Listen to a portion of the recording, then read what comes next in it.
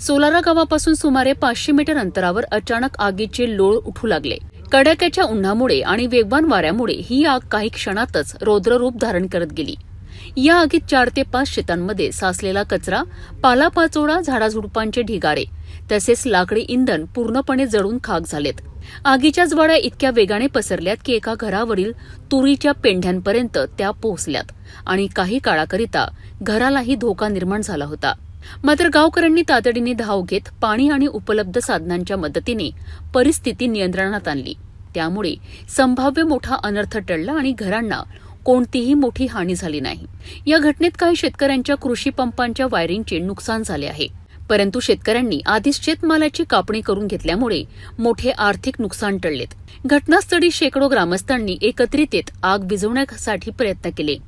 तिवसा नगर पंचायतीच्या अग्निशमक दलाने वेळेवर घटनास्थळी पोहोचून आगीवर नियंत्रण मिळवलेत. त्यांच्या तत्परतेमुळे आग गावाच्या वस्तीपर्यंत पोहोचू शकली नाही. स्थानिक नागरिकांच्या मते 45°C तापमान आणि कोरडे वातावरण यामुळे किंवा रस्त्यावरून फेकलेल्या पेटत्या सिगारेट विडीमुळे ही आग लागल्याचा प्राथमिक अंदाज वर्तविला जात आहे. मात्र अधिकृत कारण अद्यापही स्पष्ट झालेले नाही. या भागात वारंवार आगीच्या घटना घडत असल्याने शेतकरी वर्गांमध्ये भीतीचे वातावरण निर्माण झाले आहे.